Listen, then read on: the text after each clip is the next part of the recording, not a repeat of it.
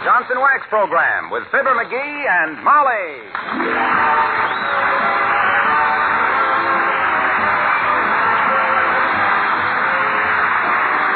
The makers of Johnson's Wax products for home and industry present Fibber McGee and Molly, written by Don Quinn and Phil Leslie, with music by the King's Men and Billy Mills Orchestra.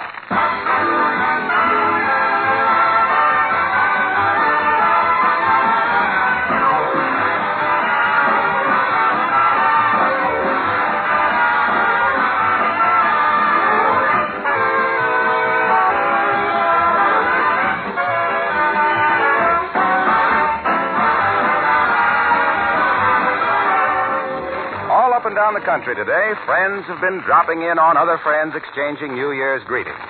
It's a proud moment, isn't it, when your guests compliment you on the beauty of your home? Well, you can always count on a compliment like that if you use the wax method of housekeeping. Fact is, it's quite amazing how wax, genuine Johnson's wax, touches off the real beauty of the lovely things in your home. Waxed floors shine proudly with a new beauty. The wax polish gives a lovely luster to furniture and woodwork, too, and it brings out the beautiful grain. Picture frames and ornaments and leather articles grow lovelier each time you wax them. You see, Johnson Wax things have a satin smooth surface that doesn't collect dust, is easy to keep clean. And because of its protective qualities, a coating of wax adds to their length of life. Why not have a lovelier home in 1946 with Johnson's Wax?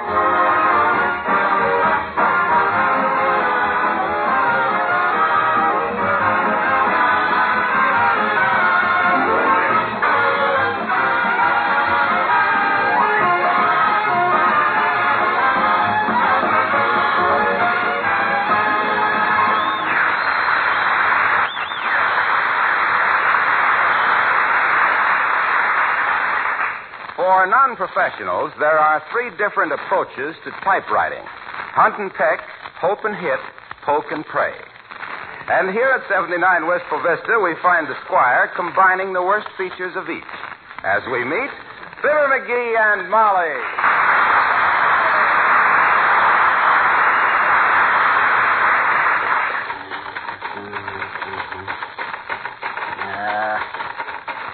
I can see why Remington makes guns as well as typewriters. If you don't type any better than I do, you can shoot yourself. Now, let's see what I got. One day in Africa during a kangaroo trapping expedition. McGee, have you got time to help me? Still at the typewriter, huh? Yeah, and you know what? I now got two pinkies on each hand. My forefingers are worn down to the second knuckle. What are you doing, writing yourself an anonymous letter? No, I'm writing out my entry into a contest. Oh, heavenly days. Another one? What is it this time? I'm writing a story. A story? Yep. Long or short? Tall.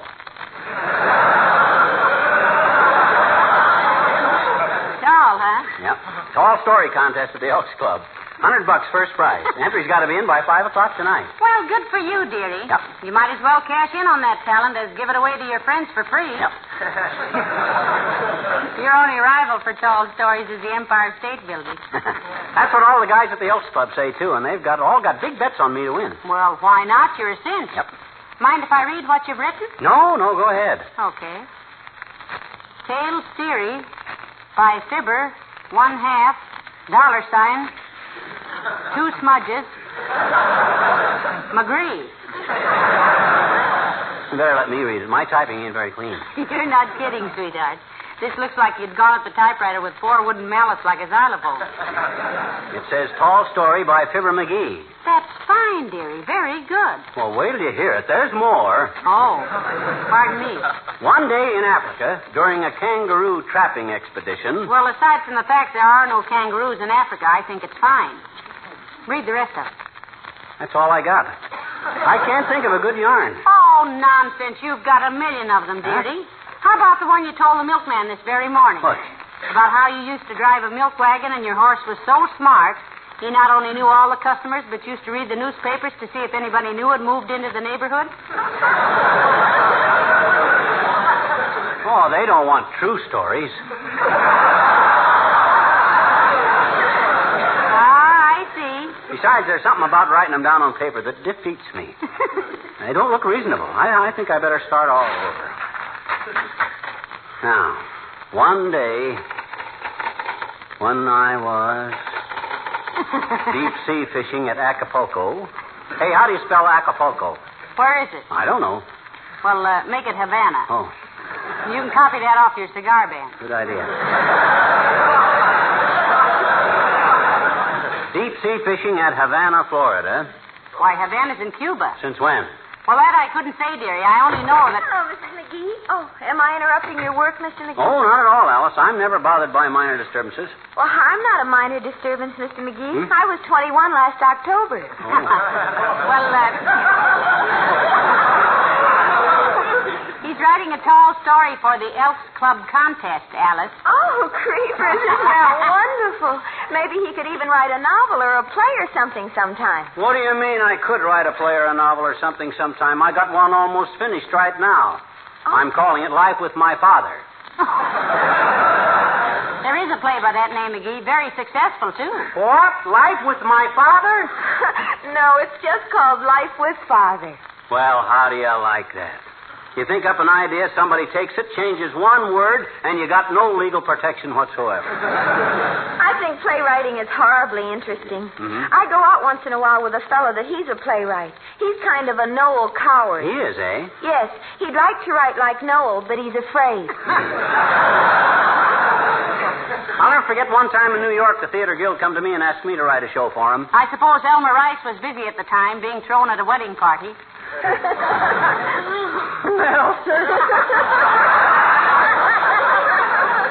I was a kind of a Broadway playboy in them days, which is why they wanted me to write a Broadway play, I suppose. Well, next. They offered me $100,000 in a tryout in Washington, D.C. Would that be called capital gain, dearie? It would have if they'd ever seen it. But I found out just in time they wanted a play to be called Alabama so they could pay me off in Confederate money. So I nixes the deal, see, and they got a kid named Hammerstein to do one called Oklahoma. I understand it's going to make expenses, too. Make expenses. They sell tickets for it in jewelry stores.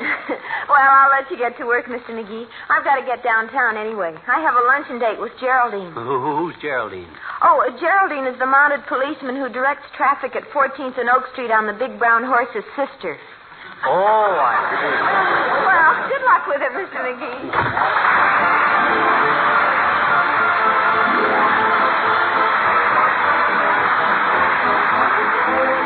Billy Mills and the orchestra and two guitars.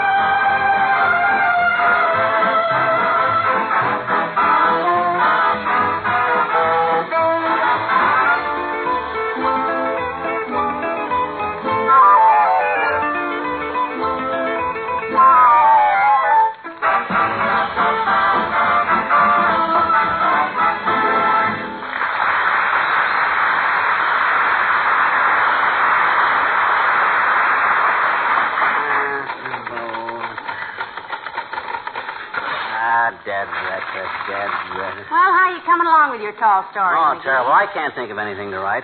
I had a wonderful start on this one, too, but it petered out. What was it? It was about the time I flew a balloon over Mount Vesuvius while it was erupting. Oh, why, that sounds very interesting. Why didn't you go on with it? I couldn't. The balloon caught fire in the third line, and I got killed. I only had more imagination. I could win this thing hands down. Come in. Oh, hello there, Mrs. Carstairs. Do come in. How do you do, my dear? Working on the typewriter, Mr. McGee? Who, me? Oh, no, Carsty. I'm teaching a sea lion to play the 1812 overture on a police whistle. And if you'll pardon my mentioning it, your skirt is split down the middle. This, Mr. McGee, is a divided skirt. That's what I said. I have just come from a horseback ride in the park. Oh, I've seen you riding, Millicent. And I must say you have a wonderful seat on a horse. McGee. You quite an equestrian, Carsty? Well, I rather fancy that I am, Mr. McGee. I have taken several blue ribbons at horse shows. Judges nearsighted, or were you whinnying? Now, McGee, don't be so rude. I know he's just joking, my dear. As a matter of fact, Mr. McGee, when Roy Rogers had his last rodeo at Madison Square Garden, he made me a splendid offer. My goodness, did he really, Millicent? What was his offer? $10 for my hat. He said it frightened Trigger. Used to be quite a horseman myself, Carsty. Had quite a string of polo ponies at one time. Really? What happened to them? The string broke. I even used to ride bareback in a circus with him. Funny thing happened in connection with that, recently, too. I happened to be in Indianapolis. Do you know Indianapolis, Carsty? Oh, indeed I do. It was named after one of my ancestors, an Indian who'd gone to Annapolis. That's very interesting. Yeah, Well, you know the big circle down there in Indianapolis? Well, I was walking along there one day, and I seen two of the horses from my old circus act from 20 years ago. And they were harnessed to a beer truck. Well, sir, the minute they seen me, they started snorting for joy. They tossed their heads and arched their necks and started galloping around the circle, round and round and round. Oh, wasn't that delightful? I suppose it had been years since they'd seen a clown. So what does I do but I throws off my overcoat, steps out of my shoes, and leaps onto their backs. And for 20 minutes we galloped around that circle, me jumping on and off, turning triple somersaults, handsprings, and flip-flops. Well, after 20 years, I imagine a lot of your flips were flops, huh? But I forgot I didn't have any rosin on my feet, and I slipped on one of their rumps, and whammo, everything went black. Oh, were you knocked unconscious, Mr. McGee? I mean, more so than usual? No, I wasn't, Carsty. I flew through the air right into a Keep Our City Clean box, and the lid fell on me. Hasn't himself here had the most fascinating experiences, Millicent? Simply astounding, my dear. Sometime when you have a free hour, Mr. McGee, I should like to hear more of your circus stories. Why, sure, Carsty, anytime. Shall I give you a ring? Well, under the circumstances, give me 3 rings. Good day, my dear.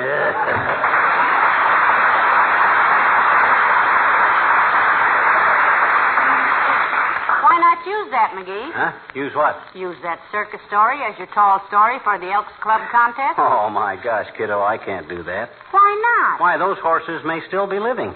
I wouldn't want to embarrass them. Boy, this is a tough assignment, you know. I can't dream up any fantastic stories. Well, now, you'd better, McGee. Well. If all those men at the Elks have bet big money on you. Yeah, that scares me, too. You know what? I talked to Mrs. Toops on the phone, and she said her husband said all the Elks are betting their teeth on you. Oh, my gosh, I don't know. Sure, they say you're a 3-to-1 shot. Or 3-to-1 to get shot, I forget which. Doggone it, I just can't think of any wild yarns.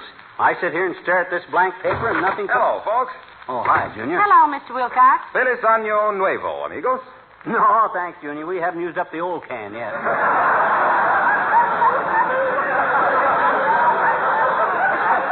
No, McGee, that was Happy New Year in Spanish, I think. Wasn't it, Mr. Wilcox? Sure. I picked up quite a bit of Spanish when I was deep sea fishing down in Acapulco. Deep sea fishing in Acapulco, eh? Yeah. You're just the guy I wanted to see, Junie. How do you spell it? C-E-E-P-S-E-A-F-I-S-H? No. He means Acapulco. Oh, I don't know. I never paid any attention to the spelling. You see, I was down there with a bunch of Johnson Wax salesmen. I'll bet you were, Waxy. And I'll bet all you sportsmen made an agreement not to talk shop on the whole trip, too, didn't you? We sure did, Mac. For 5 whole days, not a word was said about fishing. All we talked about was Johnson's Wax. It's a great topic in the tropics. Yes, we swapped experiences about how we'd sold way over our quotas of Johnson's Wax. How housewives loved it because it gave their homes that immaculate, shining appearance. Yeah. How it made housekeeping so much easier because dust and dirt can't cling to a Johnson waxed surface. I was deep-sea fishing down in Acapulco once. And how a proud housekeeper kept finding new uses for Johnson's wax. Floors, furniture, woodwork, picture frames, lampshades, window shades, Venetian blinds, luggage, banisters. We were trolling for tuna, you see. We were trolling for tuna, and I had about a half a mile of line out. And with your line, you could spare it. Well, sir, suddenly I got a bite. I scratches it quick, and then like a flash... like a flash, I reels in. It was a terrific battle. But finally, I reaches over the side with my gaff, and what do you suppose I'd caught? A guy in a bathing suit with water wings on. How exasperating. Not at all, as it turned out. I yanks the guy on board, and I says, I'm sorry, bud, I thought you were a tuna. He says, I am. I'm a piano tuna.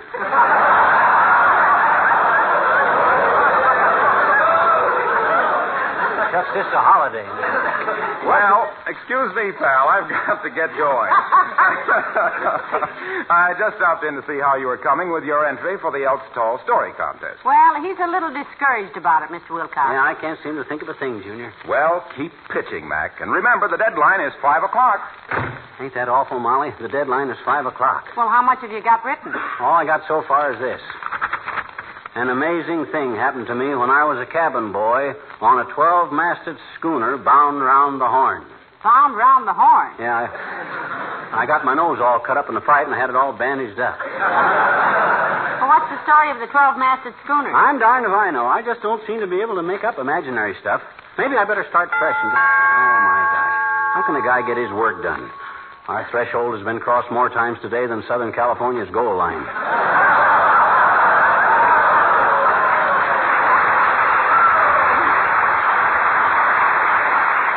Come in. Oh, hello there, Dr. Gamble. Do come in. Hello, Molly. Good afternoon, Gargoyle. For a doctor, Arrowsmith, you got an awful ignorant way of pronouncing gargle. What can we do for you? Break a leg? No, I'm a committee of one sent by the more sporting members of the Elks Club to pick up your story, McGee. Got it ready? Oh, heavenly Gee day. whiz, Doc, I'm in a spot. No kidding. I haven't been able to think of a thing. My imagination is drier than a Kansas tea room. You better think of something, Bilge Pump. For I know 7 underworld characters, including me, who will tear your head off and throw it in your face. Personally, I have wagered $65 in folding money, 4 appendectomies, 2 adhesions, and a basal metabolism on you. Go on, concentrate. Do what the doctor says, McGee. Concentrate. Maybe he doesn't know how to concentrate. Certainly I know how to concentrate. My gosh, I spent 6 years in India studying to be a faker, didn't I? Yeah, and 40 years in this country. Betcha. I learned how to sit on a board full of nails all day long and just concentrate. Didn't it hurt, McGee? Not after I learned the secret of how to do it. Then I could sit on them nails all day and never feel a twinge.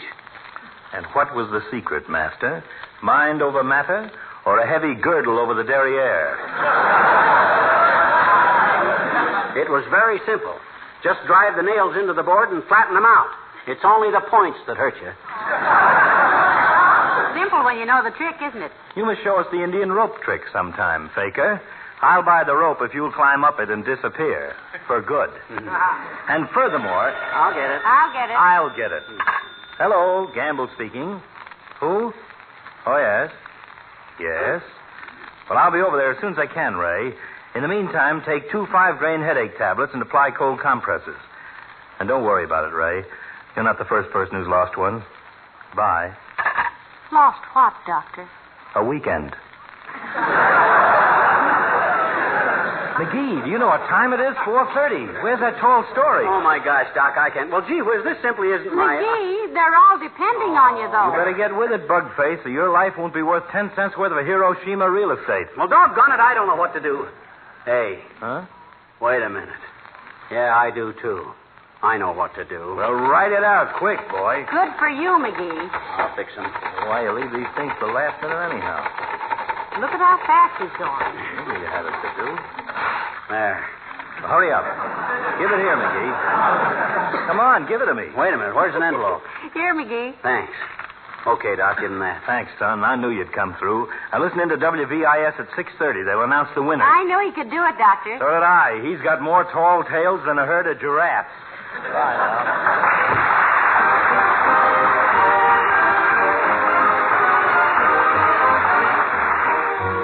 The King's Men sing I Don't Care If I Never Go to Bed. I love music and crowded places. I love people and such. I love singing and smiling faces. Love to stay awake too much. Oh, I don't care if I never go to bed. Never go to bed.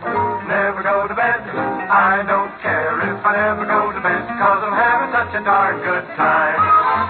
I don't care if I never hit the hay. Never hit the hay. Never hit the hay. I don't care if I never hit the hay, 'cause the night is young and I feel fine. It must be somebody's birthday or anniversary, and that's a very good reason to sing this song with me. Oh, I don't care if I never go to bed. Never go to bed. Never go to bed. I don't care if I never go to bed, 'cause I'm having such a darn good time.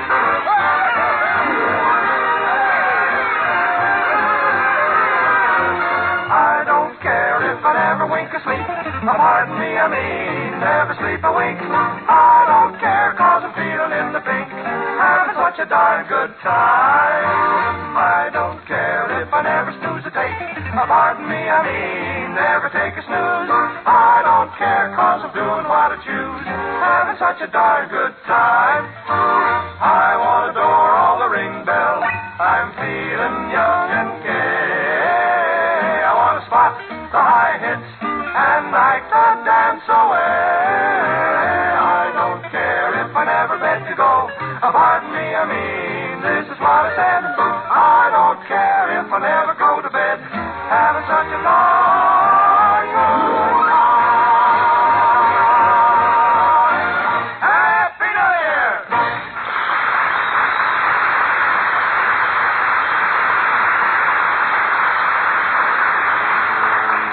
Well, what are you looking so gloomy about, McGee? You came through with a tall tale, didn't you? No, I didn't. I came through with mine between my legs. What do you mean? I didn't send the Elks a story. I just sent my apologies. Told them I just couldn't handle it, that's all. Oh, heavenly days. And all those people who'd bet on you, too. I know. I feel like a dog.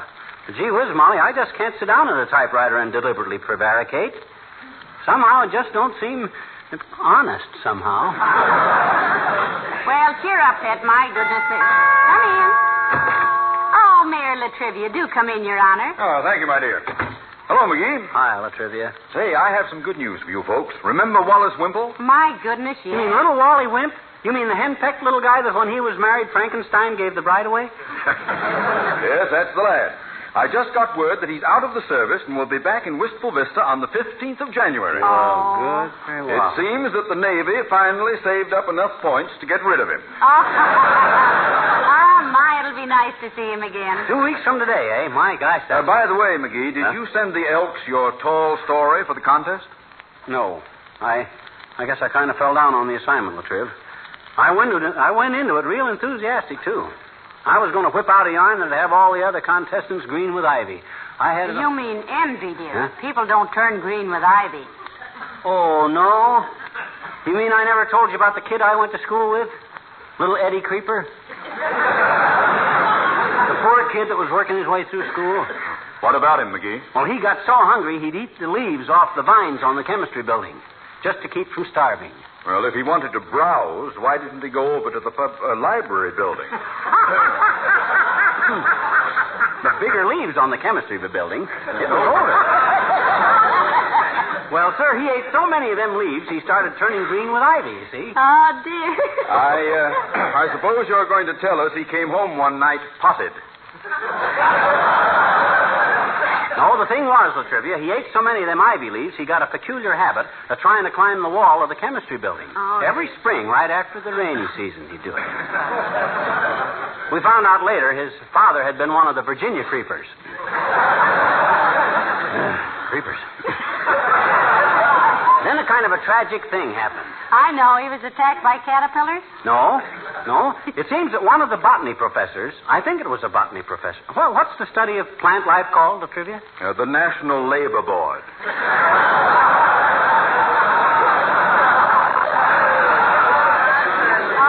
Mr. Mayor. What do you mean? Never mind. Anyway, they discovered there was no nourishment in ivy leaves, and when this kid heard that, he fell right off the wall onto his history notebook. It weakened him so much, they had to feed him Vigoro and tie him to a trellis to hold him up for the graduation exercises.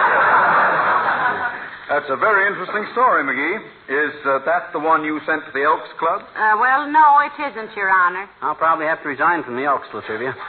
I wouldn't be able to show up there from now on without getting the hot foot every time I sat down. What's a hot foot? Oh, that's where you stick a match in the sole of a guy's shoe without him knowing it and light it. It's a stupid practical joke, Mrs. McGee, dedicated to the proposition that all men should be cremated equal. But about your entry in the contest, McGee, I certainly hope you... Heavenly days, look what time it is. Time for the broadcast. Turn the radio on, McGee. Oh, okay. Not that I want to hear it, except out of morbid curiosity. McGee, I'm curious to know just exactly what you wrote... Mr. Mayor, quiet. Listen. And now for the announcement of the first prize winner in the Wistful Vista Elks Club annual Tall Story Contest. The winner, who will receive a check for $100... is Mr. Fibber McGee of 79 Wistful Vista. What? Why are you? How on earth could he do that? Mr. McGee's prize-winning entry consisted simply of this brief note, and I quote, Tall Story Committee, gentlemen, I'm sorry, but I just don't seem to be able to sit down and deliberately tell a falsehood.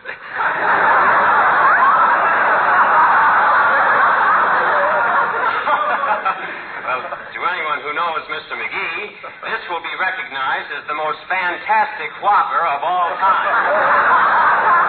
Congratulations, Mr. McGee, and now we return you to the... Well, I'll be a Happy New Year.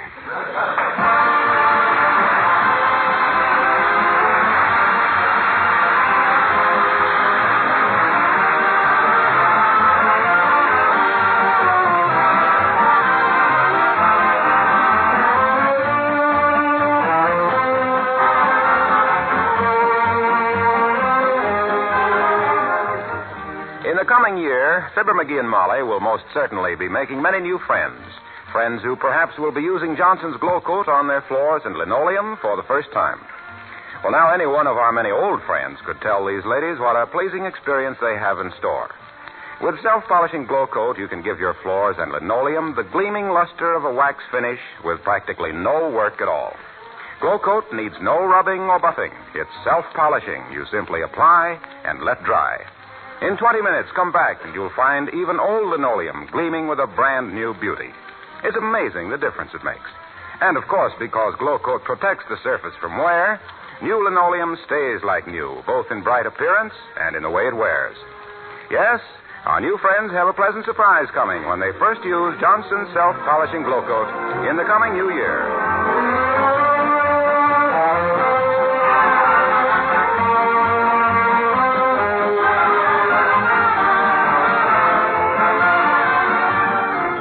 Ladies and gentlemen, when your country is at war, you naturally offer it your money, your services, and, if necessary, your life.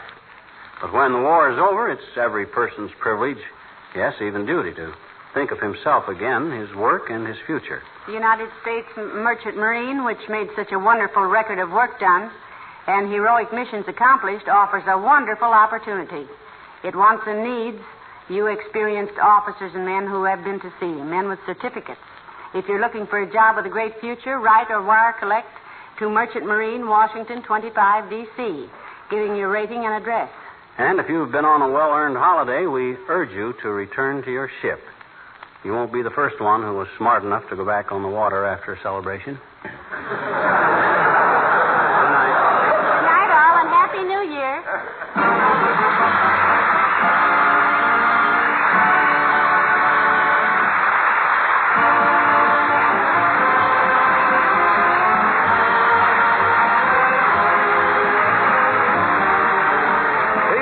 Next Tuesday night.